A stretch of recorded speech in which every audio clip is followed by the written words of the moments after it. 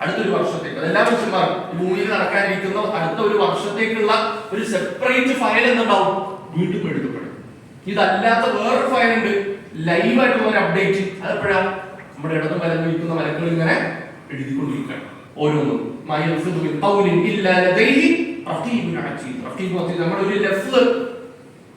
ഒരു ലഫ്ള് പോലും ഇല്ല.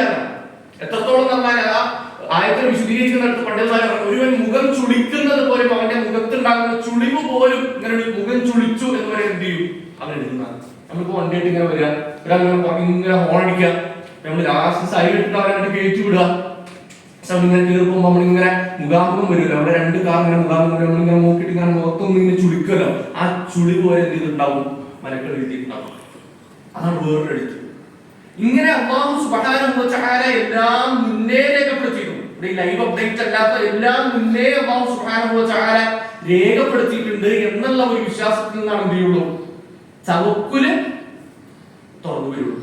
ഇല്ലെങ്കിൽ എന്ത് ചെയ്യുള്ളൂ, നമ്മൾ നേരത്തെ പറഞ്ഞ പോലെ അവസരത്തിൽ വെച്ച് നമ്മുടെ തവക്കുല് മാറും. ചില സന്ദർഭങ്ങളിലൊക്കെ നമ്മുടെ കഴിവുകൊണ്ട്, ചില സന്ദർഭത്തിലൊക്കെ ഇന്നാണ് കഴിവുകൊണ്ട്, ചില സ്ഥലത്തിലൊക്കെ എന്റെ ഇടപെടലുകൊണ്ട് അല്ലെ, ആ കല്യാണം ആകെ മുടങ്ങാൻ ഇറങ്ങാൻ നിന്ന എന്റെ ഭയങ്കര ഒരു ഇടപെടൽ കൊണ്ടാണ്, ഞാൻ പോയി സംസാരിച്ചത് കൊണ്ടാണ് അതുകൊണ്ട് റെഡിയായത്. എന്നത് മുടങ്ങിയാലോ, അതൊക്കെ പടച്ചോന്റെ തീരുമാനത്തെ. അപ്പൊ പടച്ചോന്റെ തീരുമാനം നന്നായാൽ നമ്മുടെ ഇടപെടൽ, അങ്ങനെ ഒരു അവസരം ഒരിക്കലും ചെയ്യാൻ പാടില്ല, നമ്മുടെ ഭാഗത്ത് ഉണ്ടാകാൻ പാടില്ല.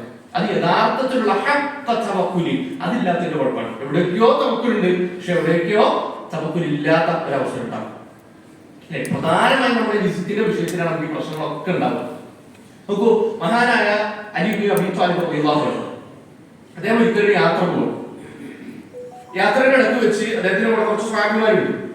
അങ്ങനെ യാത്ര പോകുന്നതിന്റെ ഇടയ്ക്ക് വെച്ച് ഒരു പള്ളി കണ്ടു. ആ പള്ളിയിൽ കയറി അദ്ദേഹം എന്ത് ചെയ്യാം, നിസ്കരിക്കാൻ പോയി. അപ്പൊ അദ്ദേഹം ഒരു കുതിരപ്പുറത്താണ് വന്നത്.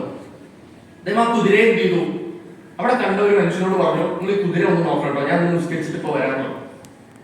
ഞാനിപ്പോ വരാം, ഈ കുതിരയെ കുറച്ച് സമയം ഒന്ന് നോക്കി നിസ്കരിച്ചിട്ട് വരാൻ. അപ്പൊ മനുഷ്യൻ ഓക്കെ നിസ്കരിച്ചിട്ട് വരും. അങ്ങനെ അതിൽ നിസ്കരിക്കാൻ കയറി, നിസ്കരിച്ചിട്ട് തിരിച്ചു വരുമ്പോ ആ മനുഷ്യനും ഇല്ല, കുതിരയില്ല. അങ്ങനെ ഇങ്ങനെ നോക്കുമ്പോ, ദൂരേക്ക് ഇങ്ങനെ നോക്കുമ്പോ ഒരു കുതിര ഒരു മനുഷ്യൻ ഇങ്ങനെ നടന്നു പോകുന്നുണ്ട്. അങ്ങനെ അനിൽ എന്ത് ചെയ്തു, വേഗം ആ മനുഷ്യന്റെ അടുക്കൽ എത്തിയിട്ട് നോക്കുമ്പോ കുതിരയെ ഏൽപ്പിച്ച ആളെന്നല്ലത്, വേറൊരാള്, തന്റെ കുതിരയായിട്ട് വേറൊരാളാണ് പോണത്. പലരും പറഞ്ഞു, അല്ല നിങ്ങൾക്ക് എങ്ങനെ കുതിരയെ എവിടെ നിന്ന് കിട്ടി? അപ്പൊ ആ മനുഷ്യൻ പറഞ്ഞു, ഞാൻ ഇപ്പൊ കച്ചവടം ചെയ്ത ഒരാളോട് മേടിച്ചാണ് കുതിര. എവിടെ നിന്നാണ്? ആ പള്ളിയുടെ മുമ്പിൽ നിന്ന്. അപ്പോ അത് ആരാണ്? ആ പള്ളിയുടെ മുമ്പിൽ ഒരാൾ കുതിര ഇട്ടു. അപ്പൊ ഞാൻ എനിക്ക് കുതിര വേണമെന്ന് പറഞ്ഞു. അപ്പൊ അയാൾ 10 വെള്ളി നാണയത്തിൽ എന്ത് ചെയ്തു, ഈ കുതിര എനിക്ക് വിറ്റു. ചില പൊട്ടുകളിൽ ഏതാനും ദീർഘം എന്നൊക്കെ നമുക്ക് കാണാൻ സാധിക്കും. അപ്പൊ എന്ത് ചെയ്തു, ഇതിനെ എനിക്ക് വിറ്റതാണ്, 10 വെള്ളി നാണയത്തിൽ എനിക്ക് വിറ്റതാണ്. പരിവന്നാണ് പറഞ്ഞു, ഇതെന്റെ കുതിരയാണ്, ഞാൻ ഇന്ന ആളാണ്, ഇത് എന്റെ കുതിരയാണ്, ഇത് എനിക്ക് നിങ്ങൾ തിരിച്ചു തരണം. ആ 10 വെള്ളി നാണയം ഞാൻ തരാം. നിങ്ങൾ 10 വെള്ളി നാണയത്തിൽ കൊടുത്തിട്ടാണ് അത് മേടിച്ച്, ആ 10 വെള്ളി നാണയം ഞാൻ തരാം, എനിക്ക് തന്നോ. അപ്പൊ മനുഷ്യനോട് ശരി. അങ്ങനെ എന്ത് ചെയ്തു, അയാൾ 10 വെള്ളി നാണയം മേടിച്ചിട്ട് അലി റളിയല്ലാഹു കുതിര തിരിച്ചു കൊടുത്തു. തിരിച്ചു പോകുന്നത് വഴി അലി ഇബ്നു അബീ ത്വാലിബ് റളിയല്ലാഹു അൻഹു തന്റെ കൂടെ ഉണ്ടായിരുന്ന ആളുകളോട് പറയാം, ഞാൻ ആ പള്ളിയിലേക്ക് കയറുന്നതിന് മുന്നേ ഈ കുതിര ഒരാളെ ഏൽപ്പിച്ചല്ലോ, അയാൾ അത്രയും സമയം എന്റെ കുതിരയെ നോക്കുന്നതിന് ഒരു 10 വെള്ളി നാണയം അയാൾക്ക് കൊടുക്കണമെന്ന് ഞാൻ അപ്പോഴേ നിയത്താക്കിയിരുന്നു.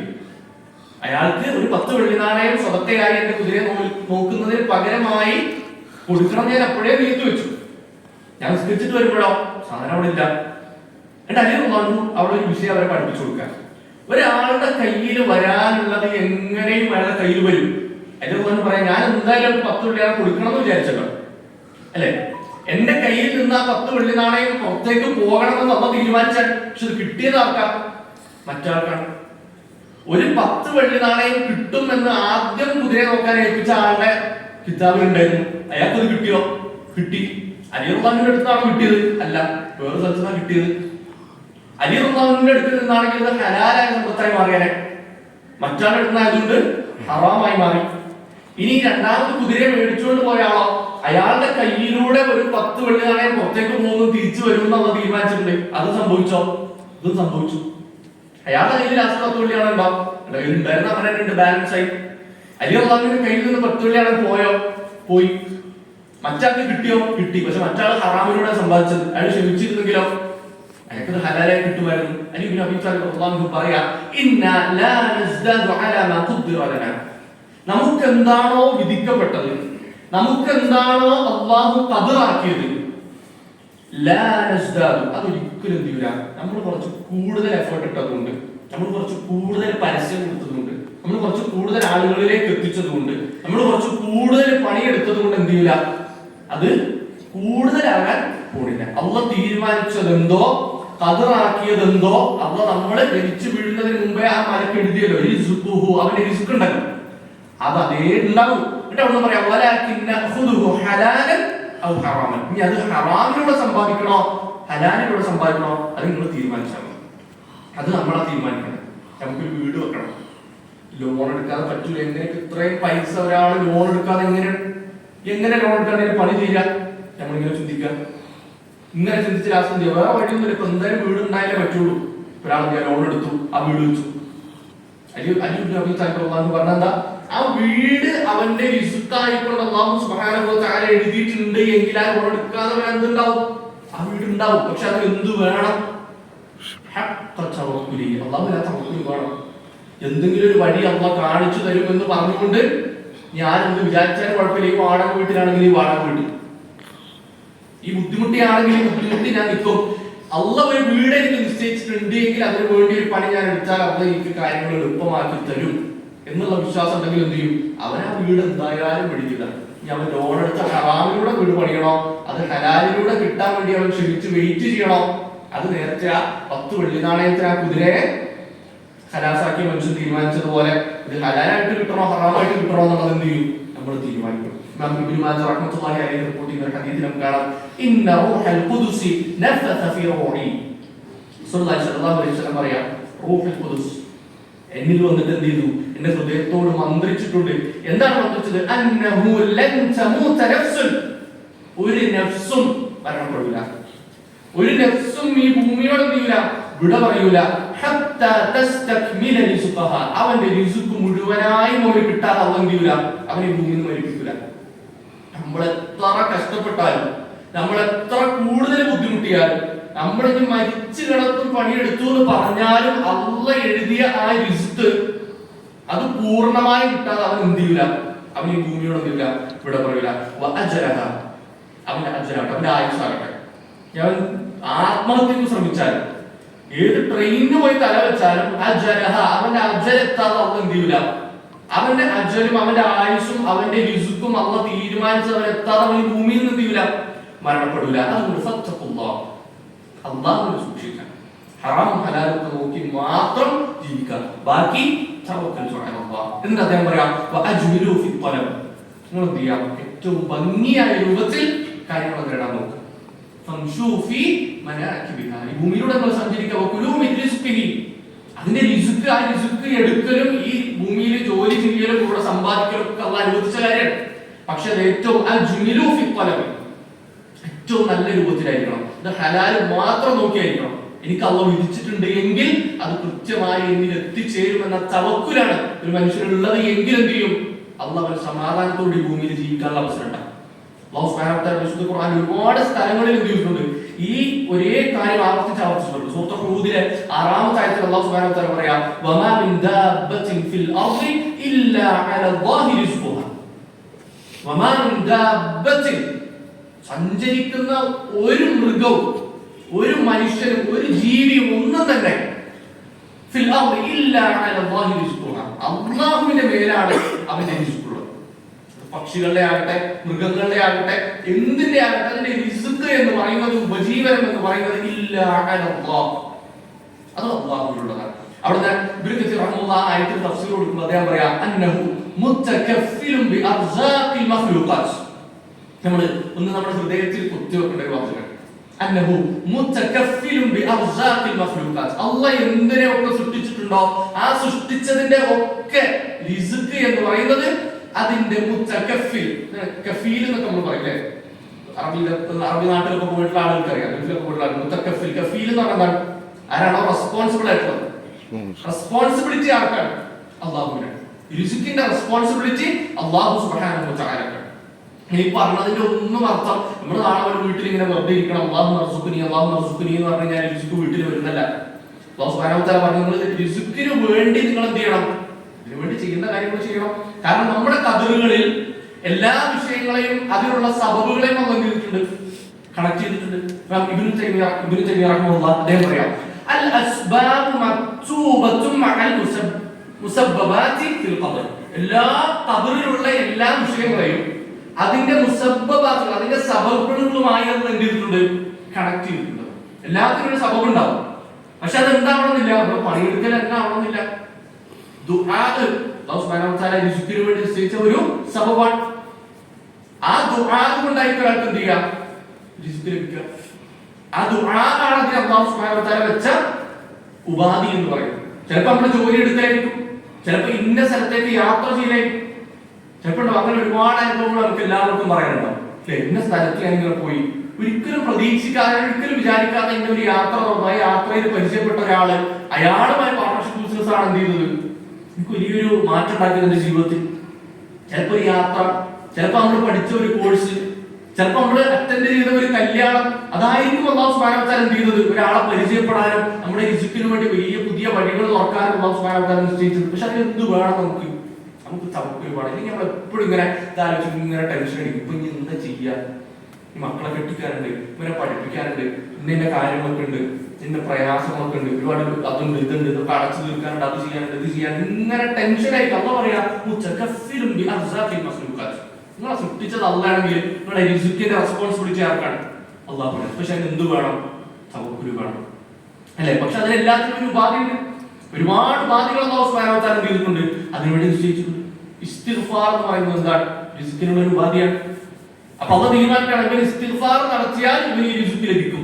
നൂഹ് നബി അലൈഹി സ്വലാത്തു വസ്സലാം തന്റെ ജനതയോട് പറഞ്ഞു, ഫഖുൽതു ഇസ്തഗ്ഫിറു റബ്ബക്കും ഇന്നഹു കാന ഗഫാറ. നിങ്ങൾ ഇസ്തിഗ്ഫാർ നടത്തുക, അല്ലാഹു കൊടുക്കുന്നവരല്ലേ. എന്നിട്ട് അതിന് ശേഷം പറഞ്ഞതാ, യുർസിലു സമാഅ അലൈക്കും മിദ്റാറ. ആകാശത്ത് മഴ വർഷിപ്പിക്കും. വയുംദിദുക്കും ബിഅംവാലിൻ വബനീന വയജ്അൽ ലക്കും ജന്നാത്തിൻ വയജ്അൽ ലക്കും അൻഹാറ. നിങ്ങൾക്ക് തോട്ടങ്ങൾ, നിങ്ങൾക്ക് വലിയ കച്ചവടങ്ങൾ, നിങ്ങൾക്ക് വലിയ ഷോപ്പിംഗ് കോംപ്ലക്സുകൾ ഇതൊക്കെ അല്ലാഹു നൽകും. എന്റെ ഉപാധി എന്താ, ഇസ്തിഗ്ഫാറാണ്. പക്ഷെ ഇത് രണ്ടും തമ്മിൽ കണക്ഷൻ എന്താ, നമുക്ക് മനസ്സിലാവണമെന്നില്ല. ഇതിന്റെ കണക്ഷൻ എന്താണ് എന്ന് നമുക്ക് മനസ്സിലാവണമെന്നില്ല. അതാണ് അല്ലാഹുവിന്റെ സബബുകളുടെ പ്രത്യേകത. ഇപ്പോ ആയുസ് വർദ്ധിപ്പിക്കാൻ അല്ലാഹു സുബ്ഹാനഹു വ തആല നമുക്ക് പഠിപ്പിച്ച ഒരു സബബാണ് എന്ത്, കുടുംബ ബന്ധം ചേർക്കാൻ. ഈ കുടുംബ ബന്ധം ചേർക്കലും ആയുസ് വർദ്ധിക്കലും തമ്മിൽ എന്താ ബന്ധം, എന്തെങ്കിലും ബന്ധമുണ്ടാവും? നമ്മൾ കാണുമ്പോൾ പ്രത്യേകിച്ച് ബന്ധമൊന്നുമില്ല. കുടുംബ ബന്ധം ചേർക്കുക, ആയുസ് വർദ്ധിപ്പിക്കുക, എന്റെ കണക്ഷൻ എന്ത്, നമുക്ക് പ്രത്യേകിച്ച് കണക്ഷൻ ഒന്നും തോന്നൂല. പക്ഷെ അത് അതിനുവേണ്ടി നിശ്ചയിച്ച ഒരു സബബാണ്. ഇസ്തിഗ്ഫാർ നടത്തുക, ഒരുവന് സമ്പത്ത് വർദ്ധിക്കും എന്നൊരാൾ പറയും. ആകാശത്ത് മഴ വർഷിക്കും. ഇസ്തിഗ്ഫാർ എന്തിനാ, പാപമോചനം തേടലാണ്. നമ്മൾ പാപം തെറ്റ് ചെയ്തു പോയി, അല്ലാഹു ഇതൊക്കെ പുറത്തു തരണേ എന്ന് പറയാം. പക്ഷെ ഇതും മഴ വർഷിക്കലായിട്ട് എന്താ ബന്ധം? ഇതും നമ്മുടെ കച്ചവട ലാഭകരമാകുന്നു തമ്മിൽ എന്താ ബന്ധം? നമുക്ക് പ്രത്യേകിച്ച് ബന്ധം തോന്നൂല. പക്ഷെ അല്ലാഹു നിശ്ചയിച്ച സബബ. അങ്ങനെ അല്ലാഹു സുബ്ഹാനഹു വ തആല നിശ്ചയിച്ച ഒരുപാട് സബബുകളുണ്ട്. ആ കാരണങ്ങളോട് കൂടിയാണ് എനിക്ക് റിസ്ക് വന്നു ചേരുക. അതൊക്കെ പറഞ്ഞുകൊണ്ട് അല്ലാഹുവിലേക്ക് തവക്കുൽ ചെയ്യുമ്പോഴാണ് എന്ത് ചെയ്യുക, ഒരാൾ യഥാർത്ഥ മുതവക്കിലായിട്ട് മാറുക. തവക്കുൽ എന്ന് പറയുമ്പോൾ യഥാർത്ഥത്തിൽ എന്തുണ്ട്, അതിന് ഒരുപാട് തർത്തീബുകളുണ്ട്, ഒരുപാട് ലെവലുകളുണ്ട്. ആ എല്ലാ ലെവലിലും എന്തുണ്ട്, ഓരോ ആളുകളുണ്ടാവും. ഇപ്പൊ നോക്കാം, ഫുളൈൽ ഇബ്നു ഇയാദ് റഹിമഹുല്ലാഹ് അദ്ദേഹം പഠിപ്പിക്കുകയാണ്, ഖളാഇലൊരു റിള അതുണ്ടാവും. റിള എന്ന് പറഞ്ഞാൽ തൃപ്തി. അല്ലാഹുവിന്റെ ഖളാ ഖദറിൽ ഒരു തൃപ്തി ഉണ്ടാവുക എന്നുള്ളത് അർഫഉ മിനസ് സബ്രി അലൈഹി, അതിൽ ക്ഷമിക്കുന്നതിനേക്കാൾ ഉയർന്നതാണ്. അഥവാ എന്തെങ്കിലും നമ്മുടെ ജീവിതത്തിൽ സംഭവിച്ചു കഴിഞ്ഞാൽ ഈ സംഭവിച്ചത് അല്ലാഹുവിന്റെ ഖളാ പ്രകാരമാണ് എന്ന് തൃപ്തിപ്പെടലും ക്ഷമിക്കലും രണ്ടും വേറെ വേറെ. ചില ആൾക്കാർ ഇങ്ങനെ പ്രയാസത്തിലൊക്കെ പിടിച്ചു നിൽക്കും. എനിക്ക് ഇഷ്ടപ്പെട്ടില്ലെങ്കിൽ ഇത് അള്ളാഹിന്റെ തീരുമാനമല്ല, അങ്ങനെ തന്നെ നടക്കട്ടെ, ഇതിങ്ങനെ ആയി, ഇപ്പൊ എന്തായാലും ഇങ്ങനെയൊക്കെ ആയത്, തവക്കൽ അലല്ലാഹ് എന്ന് പറഞ്ഞുകൊണ്ട് മനസ്സോടുകൂടി അല്പം വിഷമത്തോടുകൂടി ആണെങ്കിലും മനസ്സില്ലാ മനസ്സോട് നമ്മൾ എന്ത് ചെയ്യും, തവക്കൽ അലല്ലാഹ് എന്ന് പറയും. ചില ആളുകളുണ്ട്, അവരെന്താ ചെയ്യാ, അവരെന്ത് ചെയ്യും, അള്ളാഹുവിന് തൃപ്തിയാക്കി. അള്ളാഹ് വിധിച്ചതാണ് എങ്കിൽ ഞാൻ ഇഷ്ടപ്പെടുന്നതിനേക്കാൾ എന്റെ കാര്യങ്ങൾ അറിയുന്നവനാരാണ്, എന്റെ റബ്ബാണ്. എന്റെ കാര്യങ്ങളെ എന്നേക്കാൾ നന്നായി അറിയുന്ന, എന്റെ ജീവിതാവസാനം വരെ എന്തൊക്കെ സംഭവിക്കുമെന്ന് അറിയാവുന്ന എന്റെ റബ്ബിനറിയാം എനിക്ക് എന്താണ് നല്ലത്, എനിക്ക് എന്താണ് ചീത്ത എന്നുള്ളത്. അതുകൊണ്ട് അല്ലാഹു ഇത് വിധിച്ചതാണെങ്കിൽ പൂർണ്ണ മനസ്സോടുകൂടി, തൃപ്തിയോടുകൂടി, സന്തോഷത്തോടുകൂടി തവക്കുൽ ചെയ്യാൻ വേണ്ടി ആളുകളുണ്ടാവും. അതാണ് സ്വബർ കൊണ്ട് ക്ഷമ കൊണ്ട് തവക്കുൽ ചെയ്യുന്നതിനേക്കാൾ അതിനേക്കാൾ ഉയർന്നത് അഫ്ളലായത് എന്താണ്? സന്തോഷിക്കലാണ്. ആ ലെവലിലേക്ക് എത്തണമെങ്കിൽ നമ്മൾ എന്ത് വേണം? നേരത്തെ പറഞ്ഞതുപോലെ നമ്മുടെ ഈമാൻ ആ ലെവലിലേക്ക് ഇങ്ങനെ കൂടണം. നമ്മുടെ ഈമാൻ ഇങ്ങനെ കൂടുന്നതനുസരിച്ച് തവക്കുലിൽ എന്തുണ്ടാവും? പല മാറ്റങ്ങളും ഉണ്ടാവും. നമ്മുടെ ചില സമയത്ത് തവക്കുൽ എന്ന് പറയുന്നത് എന്തായിരിക്കും?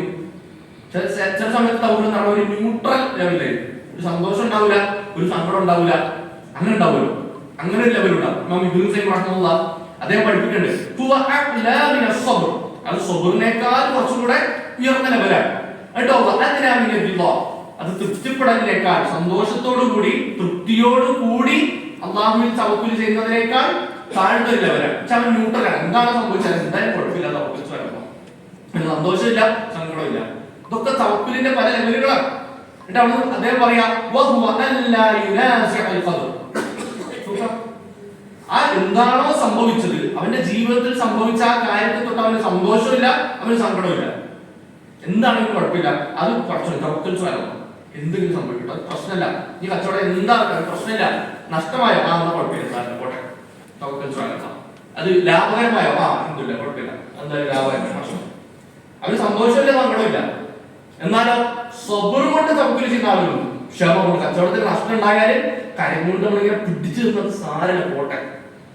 വിഷമത്തോടു കൂടി തവക്കുൽ ചെയ്യുന്ന ആളുകളുണ്ടാവും. അതിനേക്കാൾ ഉയർന്ന ലെവലാണെങ്കിൽ വിഷമമില്ലാതെ എന്താണെങ്കിലും എനിക്ക് കുഴപ്പമില്ല, ഞാൻ ഓക്കെയാണ്, രണ്ടാണെങ്കിലും ഓക്കെ ആണ് എന്ന് പറഞ്ഞുകൊണ്ട് തവക്കുൽ ചെയ്യുന്ന ആളുകളുണ്ടാവും. ഇതും ഇതിന്റെയും മുകളിൽ ഒരു ലെവലുണ്ട്. അതെന്താണ്?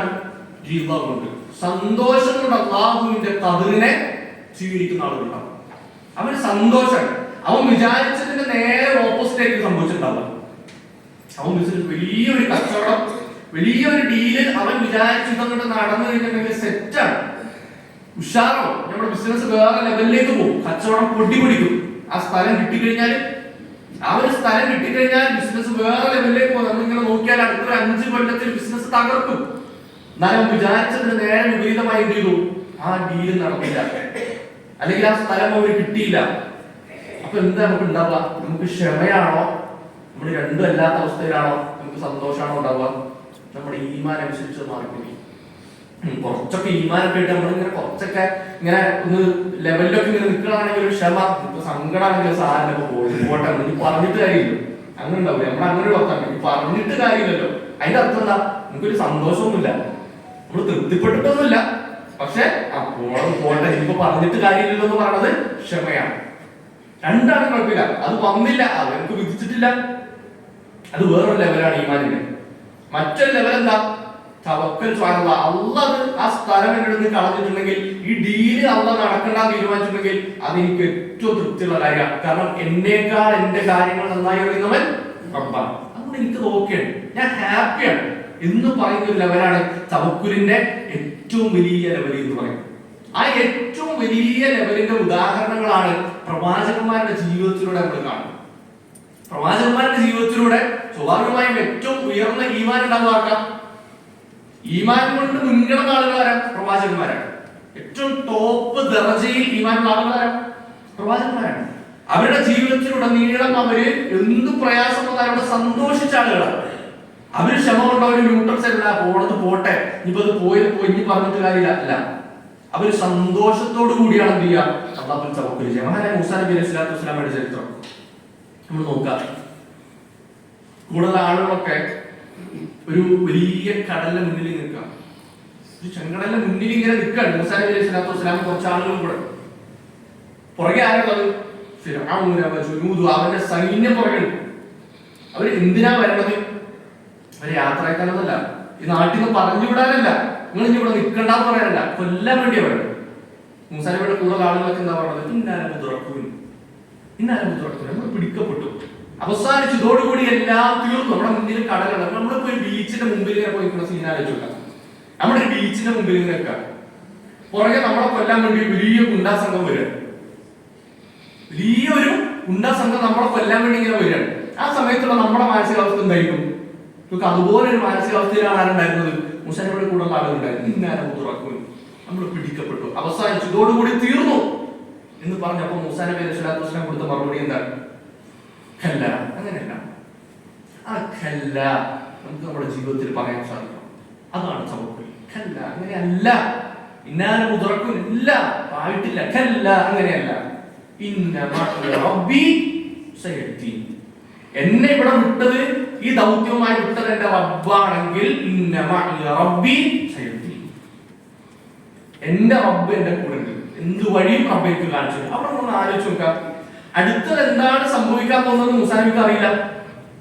അള്ളാഹുവിന്റെ അടുത്ത പ്ലാൻ എന്താണെന്ന് മൂസാ നബിക്ക് അറിയില്ല. ഇപ്പൊ പെട്ടെന്ന് ഒരു പാലം പ്രത്യക്ഷപ്പെടുക, ചെങ്കടൽ മുന്നിലൂടെ വലിയൊരു പാലം പ്രത്യക്ഷപ്പെടുക. അതാണോ വരാൻ പോണത്? മൂസാ നബിക്ക് അറിയില്ല. മൂസാ നബിക്കും കൂടെയുള്ള ആളുകൾക്കും ഒക്കെ വെള്ളത്തിന്റെ മുകളിലൂടെ നടക്കാനുള്ള കഴിവാണോ കിട്ടാൻ പോണത്? മൂസാ നബിക്ക് അറിയില്ല. എന്താ സംഭവിക്കും? പെട്ടെന്ന് ഒരു മലക്ക് വന്നിട്ട് എല്ലാവരും കൂടെ ആകാശത്തേക്ക് എടുത്തു ഉയർത്തി കൊണ്ടുപോകാൻ പോകണം. മൂസാ നബിക്ക് അറിയില്ല. എന്താണ് പെട്ടെന്ന് ഒരു കപ്പൽ പ്രത്യക്ഷപ്പെടാ, എല്ലാവരും കയറി രക്ഷപ്പെടാ? അറിയില്ല. എന്താണ് അള്ളാഹുവിന്റെ പ്ലാൻ അടുത്തത് എന്ന് അറിയില്ലാത്ത ഒരവസ്ഥയിൽ ഒരാൾ പറയാ ഇന്നല്ലാഹ മഅനാ ഇന്ന മഅിയ റബ്ബി, എന്റെ റബ്ബന്റെ കൂടെ ഉണ്ടെന്ന് ഒരാൾക്ക് പറയാൻ സാധിക്കുക. അതാണ് തവക്കുലിന്റെ ഏറ്റവും അൾട്ടിമേറ്റ് ലെവൽ എന്ന് പറയുന്നത്. അതിന്റെ അപ്പുറത്തേക്ക് ഒരു തവക്കുലില്ല. എല്ലാം അവസാനിച്ചു. ഇനി ഒരു പ്ലാൻ ഉണ്ടാവും. എന്താണ് ഒരു പോസിബിൾ പ്ലാൻ? ഒരു മനുഷ്യന്റെ ബുദ്ധി കൊണ്ട് ചിന്തിച്ചാൽ അതിന്റെ എൻഡ് പോയിന്റ് എത്തിയാലും ഒരു പോസിബിലിറ്റി കാണാത്തൊരു രംഗമാണെന്ത്? ഒരു കടലിന്റെ മുന്നിൽ ഇങ്ങനെ പോയി നിൽക്കുക, ഒരു സൈന്യം പുറകെ ആക്രമിക്കാൻ വരിക എന്നുള്ളത്. എന്താണ് അടുത്ത പ്ലാൻ? ഒരു മനുഷ്യ ബുദ്ധിയോട് ഒന്നും ചിന്തിച്ച് എത്താത്തടത്ത് അല്ലാഹു സുബ്ഹാനഹു വ തആല പറയാൻ എന്താ പറഞ്ഞത്? ആ കടലിലെ വടി കൊണ്ട് അടിക്കാൻ. എന്നിട്ട് അവിടെ എന്താണ് സംഭവിച്ചത്? ആ കടല് രണ്ടായി ഇപ്പോഴൊന്നും മാറിയില്ല. പർവ്വതം പോലെ, രണ്ട് വലിയ പർവ്വതം പോലെ ആ കടൽ ഇങ്ങനെ തിരമാല പോലെ ഇങ്ങനെ സൈഡിലേക്ക് മാറുന്നുണ്ടോ. എന്നിട്ട് അതിന് നടുക്കൊരു വഴി ഉണ്ടായിരുന്നു. ആ വഴിയുടെ പ്രത്യേകത എന്താ? പരിശുദ്ധ ഖുർആൻ സൂറത്ത് ത്വാഹയില് വരണ്ട് കിടക്കുന്ന ഒരു ഭൂമി പോലെ ആയിരുന്നു. വരണ്ട് കിടന്നു. നമ്മളിപ്പോ ബീച്ചിൽ ഇങ്ങനെ പോയി നിന്ന് കഴിഞ്ഞാൽ വെള്ളം വന്നു കഴിഞ്ഞാൽ നനവുണ്ടാവില്ലേ? നടക്കാൻ കഴിയും ബീച്ചിൽ കൂടെ? ഇല്ല. അള്ളാഹു വരണ്ട ഭൂമി പോലെ ആക്കി കൊടുത്തു ആ കടലിന്റെ നടുക്കൂടുള്ള വഴി. അപ്പൊ അള്ളാഹുവിൽ ഏറ്റവും നന്നായി തവക്കുൽ ചെയ്യുന്ന ആൾക്ക് അള്ളാഹു ഒരുക്കി വെച്ചിട്ടുള്ള എന്താ? ഏറ്റവും നല്ല പ്ലാനാണ്. പക്ഷെ ആ വിശ്വാസം നമുക്ക് വേണം. അല്ലാതെ ആ വഴി തുറന്നു വരുമ്പോഴല്ല എനിക്കറിയുന്ന പടച്ചവനെ സഹായിക്കുന്നു. പടച്ചവൻ നമ്മൾ ഒരിക്കലും വിടൂല. നമ്മളങ്ങനെ ഉണ്ടാവുമല്ലോ. ചില സന്ദർഭങ്ങളിൽ എന്താണ് ചെയ്യേണ്ടതെന്ന് അറിയാതെ നമ്മളിങ്ങനെ കുടുങ്ങി നിൽക്കും. ലാസ്റ്റ് എന്താണ് സംഭവിക്കണമെന്നൊന്നും അറിയാതെ തവക്കുലില്ല, ഒന്നുമില്ല. ലാസ്റ്റ് ഇങ്ങനെ നമ്മളാണ് പോയി നല്ലൊരു വഴി തെളിഞ്ഞു, കാര്യങ്ങൾ സോൾവ് ആയി. അപ്പൊ നമ്മൾ പറയുന്നത് ഉണ്ടോ പടച്ചോന്റെ തീരുമാനം എനിക്ക് അപ്പോഴേ അറിയുന്നത് നമ്മളെ പടച്ചോൻ വിടൂല എന്നുള്ളത്. അതല്ല തവക്കുൽ. മൂസാ നബി അലൈഹി സ്വലാത്തു വസ്സലാം ചെയ്താണെന്ത്? എന്താണ് അള്ളാന്റെ അടുത്ത പ്ലാൻ അറിയില്ല. പക്ഷെ അപ്പോഴും അള്ളാഹു എന്റെ ഒപ്പം അള്ള എനിക്കൊരു വഴി കാണിച്ചു തരും. ആ അള്ള കാണിക്കുന്ന വഴി എനിക്ക് ഓക്കെയാണ് എന്ന് പറഞ്ഞ് എന്ത് ചെയ്യാൻ കഴിയണം? നമുക്ക് തവക്കുൽ ചെയ്യാൻ കഴിയണം. സൗർ ഗുഹയിൽ റസൂലുള്ളാഹി സ്വല്ലല്ലാഹു അലൈഹി വസല്ലം അബൂബക്കർ റളിയല്ലാഹു അൻഹു കൂടെ ഇരിക്കുമ്പോ നിങ്ങൾക്ക് ചരിത്രം അറിയാലോ. ആളുകൾ ഇങ്ങനെ മുകളിൽ നിൽക്കാം. അബൂബക്കർ സിദ്ദീഖ് റളിയല്ലാഹു അൻഹു പറയാ അവിടുന്ന് പറയാം, ഈ മുകളിൽ വന്ന് നിൽക്കുന്ന ആളുകൾ, ഈ മുകളിൽ വന്ന് നിൽക്കുന്ന ആളുകൾ ഇപ്പൊ ലൗ അന്ന അഹദഹും നദറ തഹ്ത ഖദമൈഹി നമ്മൾ ഇപ്പൊ കാണും. അവരൊന്ന് താഴേക്ക് നോക്കിയാൽ മതി. അവരവരുടെ പദമേ അവരുടെ കാലിലേക്ക് ഒന്ന് നോക്കി, അവരുടെ കാലിലേക്ക് നോക്കിയാൽ മതി. നമ്മളെ തപ്പണ്ട. അവരുടെ കാലിലേക്ക് നോക്കിയാൽ നമ്മളിപ്പോ കാണും. അതോടുകൂടി എല്ലാം അവസാനിച്ചു. അബൂബക്കർ സിദ്ദീഖ് റളിയല്ലാഹു അൻഹു പറയാ, റസൂലുള്ളാഹി സ്വല്ലല്ലാഹു അലൈഹി വസല്ലം ചോദിക്കുക, മാ അദന്നുക യാ അബൂബക്കർ, അബൂബക്കറെ എന്താണ് താങ്കൾ വിചാരിക്കുന്നത്? എന്താണ് താങ്കൾ ഇങ്ങനെ ഒരു സിറ്റുവേഷൻ പറ്റി താങ്കൾ വിചാരിച്ചത്? ബിസ്നതൈനില്ലാഹി സാലിസുഹുമാ, ഇവിടെ അല്ലാഹ് നമ്മുടെ കൂടെ മൂന്നാമതായിട്ടുള്ളത്. ഇങ്ങനെ ഇരിക്കുന്ന ഒരു അവസ്ഥയിൽ അള്ളാഹുവിന്റെ മാർഗത്തിൽ നമ്മൾ മുന്നോട്ട് പോവാൻ, അള്ളാഹുവിന്റെ തൃപ്തി ഉദ്ദേശിച്ച് നമ്മൾ മുന്നോട്ട് പോവാ, നമ്മുടെ കൂടെ മൂന്നാമതുള്ളത് അള്ളയല്ലേ. മാ അദന്നുക യാ അബൂബക്കർ, എന്താണ് അബൂബക്കർ എന്താണ് താങ്കൾ വിചാരിക്കുന്നത്? അള്ളയല്ലേ നമ്മുടെ കൂടെ ഉള്ളത്. നമ്മൾ എന്തിനാ പേടിക്കുന്നത്? വിശുദ്ധ ഖുർആൻ ആ ഒരു ഭാഗത്തെ നമുക്ക് പരിചയപ്പെടുത്തുന്നത് ഇന്നല്ലാഹ മഅനാ. റസൂലുള്ളാഹി സ്വല്ലല്ലാഹു അലൈഹി വസല്ലം പറയാ ഇന്നല്ലാഹ മഅനാ. അതാണ് തവക്കുൽ എന്ന് പറയുന്നത്. അവർ സന്തോഷിക്കാൻ, അവർക്ക് പേടിയില്ല, അവർ ന്യൂട്രലും അല്ല, അവർ തൃപ്തിയോടുകൂടി സന്തോഷത്തോടുകൂടി സ്വീകരിക്കണം. അടുത്തത് എന്താണെങ്കിലും അതാണ് സഹോദരങ്ങളെ തവക്കുൽ എന്ന് പറയുന്നത്. ഞാൻ ഇബ്രാഹിം നബി അലൈഹി സ്വലാത്തു വസ്സലാം ചരിത്രം നമുക്കറിയാം. ഒരു തീക്കുണ്ടാരത്തിലേക്ക് എറിയാൻ വേണ്ടി ഇങ്ങനെ റെഡി ആയിട്ട് നിൽക്കുകയാണ്. ഒരു വലിയ തീക്കുണ്ടാരം ഒരുക്കി ഇങ്ങനെ നിൽക്കുക. ചരിത്രം നമ്മൾ പഠിക്കുമ്പോൾ നമുക്ക് കാണാം, എല്ലാ ദിവസവും അതിലേക്ക് വിറകുകൾ കൊണ്ടുവന്ന് ഡെപ്പോസിറ്റ് ചെയ്യുന്ന ആളുകൾക്ക് പാരിതോഷികം വരുന്നുണ്ട്. അത്ര വലിയ തീക്കുണ്ടാരം കിട്ടുക ഒരു മനുഷ്യനെ കത്തിക്കാൻ വേണ്ടി, ഇബ്രാഹിം നബി അലൈഹി സ്വലാത്തു വസ്സലാമയെ കൊല്ലാൻ വേണ്ടി. വിശുദ്ധ ഖുർആൻ പറയാണ് ആ സമയത്ത് തീക്കുണ്ടാരത്തിലേക്ക് എറിയാൻ പോകുന്ന സമയത്ത് ജിബ്രീൽ അലൈഹിസ്സലാം വന്നിട്ട് ചോദിക്കുന്ന ഒരു ചോദ്യം, അതൊക്കെ ഹാജ, എന്തെങ്കിലും ആവശ്യമുണ്ടോ? ആ തീയിലേക്ക് എറിയാൻ പോകുന്ന സമയം സംഭവം ഇസ്രായേലിയാത്താണ്. ഇത് സ്വഹീഹായ ഒരു ഹദീസല്ല, ഇസ്രായേലിയാത്തുകളിൽ തഫ്സീറുകളിലൊക്കെ നമുക്ക് കാണാൻ പറ്റുന്ന ഒരു സംഭവമാണ്. എനിക്ക് വന്നിട്ട് ചോദിക്കാം, അതൊക്കെ ഹാജ, എന്തെങ്കിലും ആവശ്യമുണ്ടോ? ഇതാണ്, എന്തെങ്കിലുമൊക്കെ വേണമെങ്കിൽ പറയും, നമുക്ക് പരിഹാരം ഉണ്ടാക്കാം. ഇബ്രാഹിം നബി അലൈഹിസ്സലാത്തു വസ്സലാം കൊടുത്ത മറുപടി എന്താ? അന്നായിലേ സലാം. നിന്നെ കൊണ്ട് എന്തെങ്കിലും ആവശ്യമുണ്ടെന്നാണ് ചോദിച്ചത്? ഇല്ല. എന്നാലോ അള്ളാഹിനെ കൊണ്ടാണെങ്കിൽ അള്ളാഹ്ക്ക് കാര്യങ്ങൾ സിറ്റുവേഷൻ അറിയാം, ഞാൻ ഒന്നും പറയേണ്ട ആവശ്യമില്ല, അതൊക്കെ പഠിച്ചു കൊടുക്കും.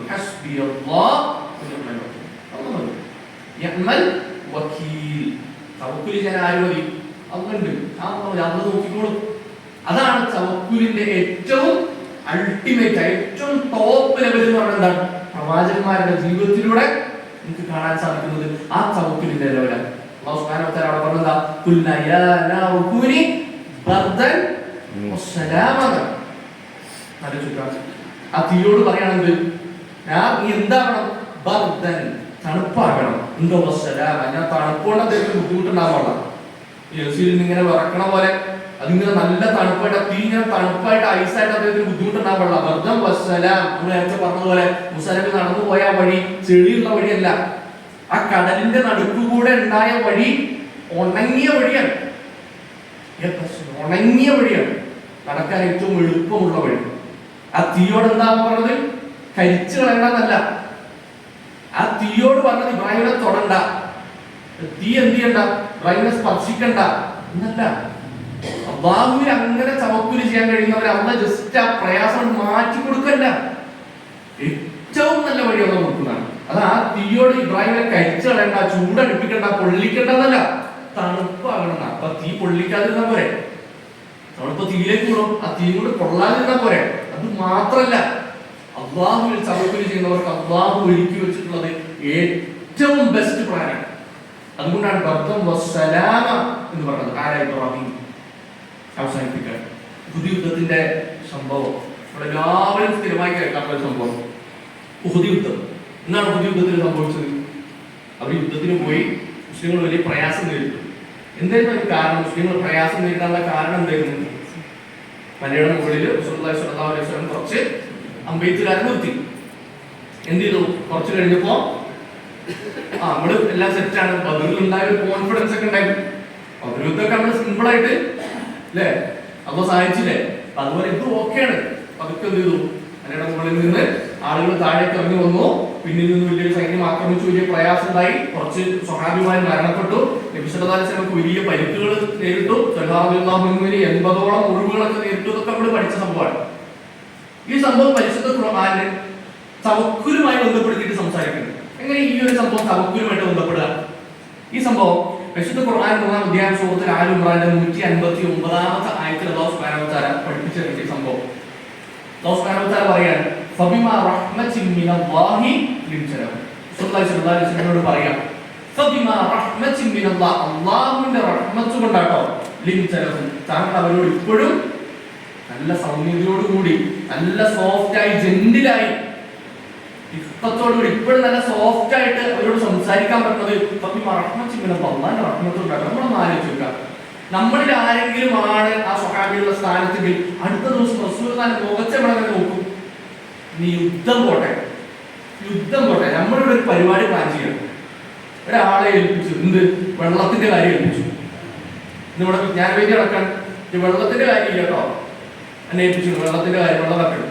ആ വെള്ളം വന്നില്ലെങ്കിൽ, ആ വെള്ളം കിട്ടിയില്ല, ആളെ മറന്നുപോയി, അയാളുടെ അവസ്ഥ അയാൾ വിജ്ഞാനത്തിലേക്ക് വരുമോ? അയാൾ പരിസരത്തേക്ക് വരില്ല. കാരണം എന്താ? അടുത്ത മീറ്റിംഗ് ഉണ്ടാകും. ഒരു കാര്യം ഉത്തരവാദിത്വത്തോടെ ഏൽപ്പിച്ചിട്ട് ഒരു നിസ്സാര വെള്ളത്തിന്റെ കാര്യം പോലെ നോക്കണമെങ്കിൽ എന്തൊക്കെ വർത്തമാനങ്ങളായിരിക്കും നമ്മൾ പറയാം. ആ ആൾക്ക് നമ്മളടുത്ത് എങ്ങനെ വരാൻ പറ്റാം?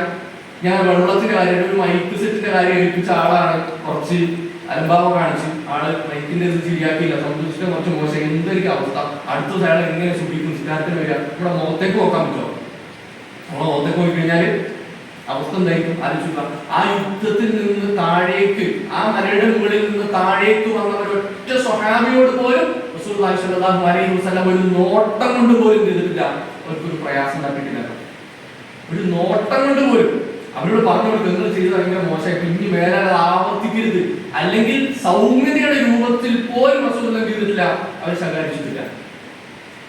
കാരണം എന്ത് കാരണം പറയുന്ന ബാക്കി എന്താ?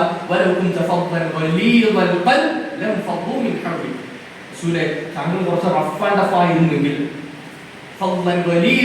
കുറച്ച് കഠിന ഹൃദയനായിരുന്നുവെങ്കിൽ ചുറ്റും വന്ന ആളുകൾ അവർക്ക് ഓടിപ്പോയനെ. താങ്കൾക്ക് എവിടെ നിന്നാണ് ആ ഒരു മൃദുവായ സ്വഭാവം എവിടെ നിന്നുണ്ടായത്? എന്നിട്ട് അവരോട് വിട്ടുവീഴ്ച ചെയ്യും. അവരോട് വിട്ടുവീഴ്ച ചെയ്യും. അവർക്ക് വേണ്ടി അള്ളാഹുവിനോട് പാപമോചനം തേട്. അവരോട് കാര്യങ്ങളൊക്കെ കൂടിയാലോചിക്കുക. അവരെ മാറ്റി നിർത്തരുത്. അവരെ മാറ്റി നിർത്തുക. അവർ തെറ്റുകാരാണെന്ന് അവർക്ക് തോന്നരുത്. അവർ വലിയൊരു പ്രയാസത്തിലേക്ക് അവരെ തള്ളിവിടരുത്. അവരെ കൂടെ ചേർത്ത് പിടിക്കുക. ഈ മീറ്റിംഗ് ഒക്കെ വരുമ്പോൾ അവരെ കൂടെ ചേർത്ത് പിടിക്കുക. അവരെ അബദ്ധമല്ലേ സംഭവിക്കട്ടെ, അബദ്ധം എത്ര സ്മൂത്ത് ആയിട്ടാണ് ആ വിഷയം ഹാൻഡിൽ ചെയ്ത് നോക്കുക. ബാക്കി എന്താ? കാര്യങ്ങളൊക്കെ തീരുമാനിക്കുക. കാര്യങ്ങളൊക്കെ തീരുമാനിച്ചതിന് ശേഷം മീറ്റിംഗ് കൂടി കാര്യങ്ങളൊക്കെ തീരുമാനിച്ചാലോ തവക്കുൽ ചെയ്ത് കാര്യങ്ങളെ വിട്. അവർ തവക്കുലുള്ള ആളുകളല്ലേ ഇഷ്ടം. എന്നിട്ടോ അവിടെ പറയാം അതിന്റെ വിശദീകരണം. അവരോട് വിട്ടുവീഴ്ച ചെയ്യും. അവർക്ക് അത് മാപ്പാൻ കൊടുക്കുന്നത് പോട്ടെ എന്ന് അല്ലാഹു സുബ്ഹാനഹു വ തആല പറഞ്ഞതിന്റെ വിശദീകരണം കാണാം.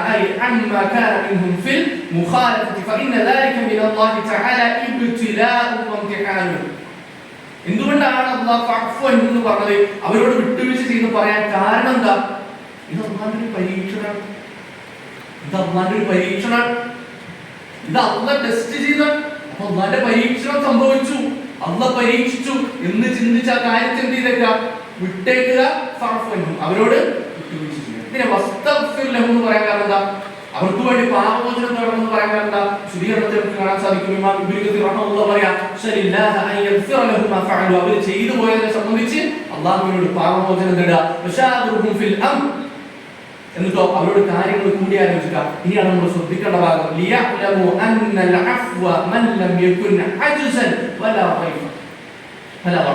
അവരോട് വിട്ടുവീഴ്ച ചെയ്യുന്നതും അവരോട് കാരുണ്യം കാണിക്കുന്നതൊന്നും താങ്കളുടെ കുറവല്ല.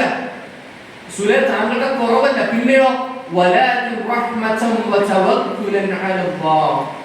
താങ്കൾ അല്ലാഹുവിൽ തവക്കുൽ ചെയ്യുന്നതിന്റെ റിസൾട്ടായിട്ടാണ് എന്ത് ചെയ്യുക?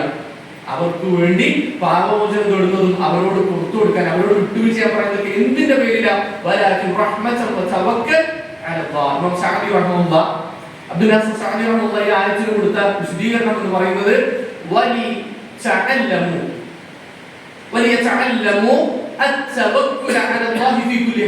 ഇത് പഠിപ്പിക്കുന്നത് എന്താ? ഏതൊരവസ്ഥയിലും അല്ലാഹുവിൽ തവക്കുൽ ചെയ്തുകൊണ്ട്. ആ യുദ്ധത്തിൽ അങ്ങനെ സംഭവിച്ചോ? അങ്ങനെ സംഭവിക്കട്ടെ.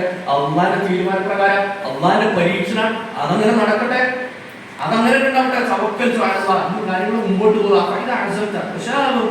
അവരെ കാര്യങ്ങളിലൊക്കെ പഴയ പോലെ തന്നെ ഇൻവോൾവ് ചെയ്തിട്ട് കാര്യങ്ങൾ തീരുമാനിച്ചവർക്ക് തവക്കുൽ ചെയ്യുക. ആ ഒരു സംഭവത്തെ തവക്കുലുമായി കണക്ട് ചെയ്തുകൊണ്ട്, അള്ളാഹുവിന്റെ ഖദറുമായി കണക്ട് ചെയ്തുകൊണ്ട് അവർക്ക് വിട്ടുപുറത്തു കൊടുക്കുക, അവരോട് വിട്ടുവീഴ്ച ചെയ്യുക. അതാണ് തവക്കുൽ നമ്മൾ പഠിക്കുന്നത്. ഇതാർക്കെ പറ്റുക?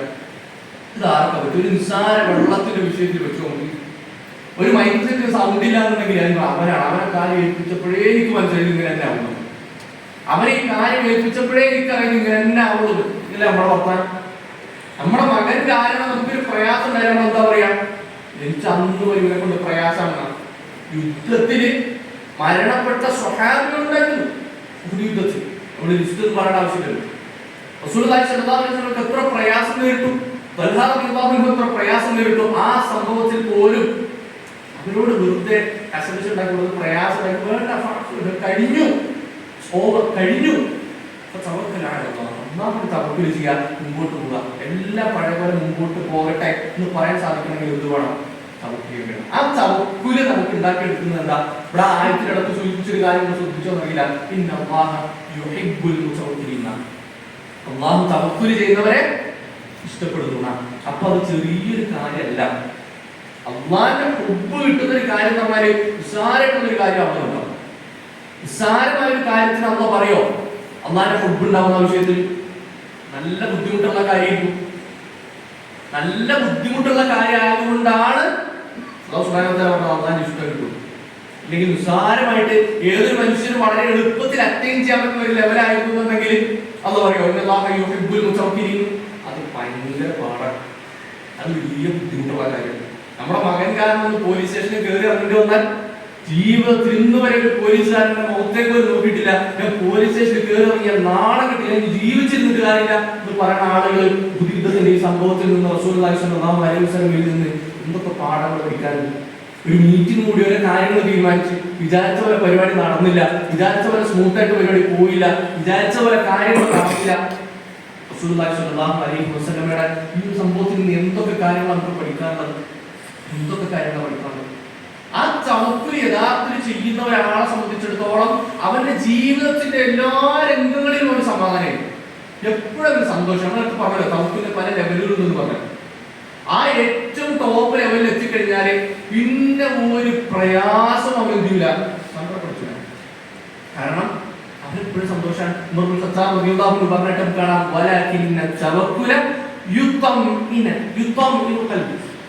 കൽബിന്റെ സമാധാനമാണ് തവക്കുൽ. കൽബ് സമാധാനപ്പെടുന്നത് അല്ലാഹുവിൽ തവക്കുൽ ചെയ്യുമ്പോഴാണ്. അപ്പോഴാണ് കൽബിന് സമാധാനം. ആ കൽബ് എപ്പോഴാണോ സമാധാനത്തിൽ ഇങ്ങനെ ലെവലിൽ പോണത്, അപ്പൊ നമ്മൾ മനസ്സിലാക്കിക്കോ നമ്മളാണ് യഥാർത്ഥത്തിൽ തവക്കുൽ. നമ്മൾ നേരത്തെ പറഞ്ഞതുപോലെ ബിസ്മില്ലാഹി തവക്കൽതു അലല്ലാഹ് എന്ന് പറഞ്ഞ് വീട്ടിൽ നിന്ന് ഇറങ്ങാം. ഒരു 5 മിനിറ്റ് കഴിയുമ്പോൾ ഒരു മഴ പെയ്തു കഴിഞ്ഞാൽ കാണാം തവക്കുൽ എവിടെ, നമ്മളെവിടെ. അവസാനിപ്പിക്കാം. അവസാനമായി ഒറ്റ പോയിന്റ് കൂടെ പറഞ്ഞിട്ട് നമുക്ക് നമസ്കാരത്തിന് വേണ്ടി പിരിയാം. റസൂലുള്ളാഹി സ്വല്ലല്ലാഹു അലൈഹി വസല്ലം അല്ലാഹു സുബ്ഹാനഹു വ തആല വിശുദ്ധ ഖുർആനിന്റെ 16-ാമത്തെ അധ്യായം സൂറത്തുൽ നഹ്ലിന്റെ 99-ാമത്തെ ആയത്ത് നമ്മളോട് പറയാ, ഇന്നഹു ലൈസ ലഹു സുൽത്താനുൻ അലല്ലദീന ആമനൂ വഅലാ റബ്ബിഹിം യതവക്കലൂൻ. ഈ ഒറ്റ പോയിന്റ് കൂടെ നമ്മുടെ മനസ്സിലുണ്ടാകണം. ഇന്നഹു അവൻ ആരാണ്? പിശാചിന്റെ കാര്യം പറയാ. ലൈസ ലഹു സുൽത്താനുൻ അലല്ലദീന ആമനൂ വഅലാ റബ്ബിഹിം യതവക്കലൂൻ. അല്ലാഹുവിൽ തവക്കുൽ ചെയ്യുകയും വിശ്വാസവും കൈക്കൊള്ളുന്ന ഒരാളെ സംബന്ധിച്ചിടത്തോളം ലൈസ ലഹു സുൽത്താനുൻ, പിശാചിന് ഉണ്ടാവില്ല, ഒരു രക്ഷ ഉണ്ടാവില്ല. അവന്റെ അടുക്കലേക്ക് ചെയ്യാൻ കഴിയില്ല, പിശാചിനെത്താൻ കഴിയില്ല. അപ്പൊ പിശാചിൽ നിന്നുള്ള ഏറ്റവും വലിയ പ്രൊട്ടക്ഷൻ ആണെന്ന് തവക്കുൽ എന്ന് പറയും. പരിശുദ്ധ ഖുർആൻ സൂറത്തുൽ ബഖറയിൽ നമ്മളോട് പറയാം, അശ്ശൈത്വാനു യഅ്ദുകുൽ ഫഖർ. ദാരിദ്ര്യം കൊണ്ട് നമ്മളെ ഭയപ്പെടുത്തുന്നത് ആരാണ്? പിശാചാണ്. നമ്മൾ ഇത് നഷ്ടപ്പെടുവോ? കയ്യിലുണ്ട് 10 ലക്ഷം രൂപ കയ്യിലുണ്ടെങ്കിൽ നമ്മൾ എന്താ ചെയ്യാം? ഇത് ഏത് ബിസിനസ്സിൽ ഇടുക, ഇതിപ്പോ എവിടെ ഇൻവെസ്റ്റ് ചെയ്യുക, ഇത് എവിടെ നല്ല റിട്ടേൺസ് ഉണ്ടാക്കുക, അവിടെ ഇടാൻ പറ്റുമോ? സ്വർണം അത് വേണ്ട, അത് പണിക്കൂലി പ്രശ്നം, അത് പ്രശ്നം. കയ്യിൽ 10 ലക്ഷം ഉണ്ടെങ്കിൽ അവർ ടെൻഷനാണ്. 1 കോടി രൂപ ഉണ്ടെങ്കിലോ എവിടെ സ്ഥലം മേടിക്കാൻ, ആ സ്ഥലം അവിടെ പോയാൽ ഈ സ്ഥലം ശരിയായില്ലെങ്കിൽ ഈ സ്ഥലത്തിൽ നിന്ന് അതില് കയ്യിൽ എന്തുണ്ടെങ്കിലും അവര് പ്രയാസം. അത് മുമ്പിൽ കാണാൻ ദാരിദ്ര്യമാണ്. അത് ആരുണ്ടാക്കണം? പിശാചുണ്ടാക്കണം. എന്നാൽ യഥാർത്ഥത്തിൽ തവക്കുൽ ചെയ്യുന്ന ഒരാളെ സംബന്ധിച്ചിടത്തോളം തവക്കുൽ ചെയ്താലോ പിശാചിന്റെ അടുത്തേക്ക് വരാൻ പറ്റില്ല. കാരണം പിശാച് എന്തവരെ തോന്നിപ്പിച്ചാലും ഇനി 1 കോടി രൂപ നാളെ എന്തെങ്കിലും വീട്ടിൽ ആർക്കെങ്കിലും ഒരു അസുഖം വന്ന് മുഴുവൻ കൊടുക്കേണ്ടി വന്ന് മുഴുവൻ തീർന്നു പോയാലും മുത്തവക്കിലായ ഒരു മനുഷ്യൻ എന്താ, അത് സന്തോഷം. ഇതല്ല എനിക്ക് വിളിച്ചല്ല, ഇത് അള്ളാന്റെ തീരുമാനപ്രകാരം ഇന്ന ആവശ്യത്തിന് വേണ്ടി പോകുന്ന സഹോദരങ്ങളെ, തവക്കുൽ എന്ന് പറയുന്നത് നമ്മുടെ ജീവിതത്തിന്റെ എല്ലാ രംഗങ്ങളിലും ഉണ്ടാകും. മുമ്പ് പറഞ്ഞതുപോലെ അവസരത്തിനൊത്ത് ചില സമയത്ത് നമ്മുടെ ഇടപെടലും, ചില സമയത്ത് അത് പടച്ചവന്റെ ഇടപെടലും, പടച്ചവന്റെ തീരുമാനം. ബാക്കി സമയത്തൊക്കെ നമ്മുടെ കഴിവ്, നമ്മുടെ ചോര നീരാക്കിയത്, നമ്മൾ ഇടപെട്ടത്, നമ്മൾ സംസാരിച്ചത് കൊണ്ട്, നമ്മളെന്ത് റെഡിയാക്കിയത് കൊണ്ട് ഇതൊക്കെ റെഡിയായി. അല്ലാത്ത സമയത്ത് എന്തെങ്കിലും ബുദ്ധിമുട്ടുണ്ടായാല് ഒക്കെ പടച്ചവന്റെ പരീക്ഷണമാണ് എന്ന് പറയുന്ന ആളുകളായി നമ്മൾ മാറാൻ പാടില്ല. അതുകൊണ്ട് തവക്കുലിനെ സംബന്ധിച്ച് ആഴമായി കൂടുതൽ നമ്മൾ എന്ത് ആവശ്യമുണ്ട്, ഇനിയും പഠിക്കേണ്ടതുണ്ട്. അതിലൂടെ ഒരുപാട് കാര്യങ്ങൾ നമ്മൾ എന്ത് ആവശ്യമുണ്ട്, മനസ്സിലാക്കേണ്ടതുണ്ട്. അങ്ങനെ കൂടുതൽ പഠിച്ച് ആഴത്തിൽ മനസ്സിലാക്കുമ്പോഴാണ് നമുക്ക് എന്ത് ചെയ്യാൻ കഴിയുക, അങ്ങനെ കൃത്യമായ ഏറ്റവും നന്നായി നമുക്ക് തവക്കുൽ ചെയ്യാൻ കഴിയുക. അത്തരത്തിലുള്ള മുത്തവക്കിലികളുടെ കൂട്ടത്തിൽ നമ്മൾ ഉൾപ്പെടുത്തി അനുഗ്രഹിക്കുമാറാണ്. വന്നു പോകുന്ന ചെറുതും വലുതുമായ എല്ലാ തെറ്റുകുറ്റങ്ങളും വിട്ടുകൊടുക്കുമാക്കാൻ നൽകുമാറാണ്. അസ്സലാമു അലൈക്കും വറഹ്മത്തുള്ളാഹി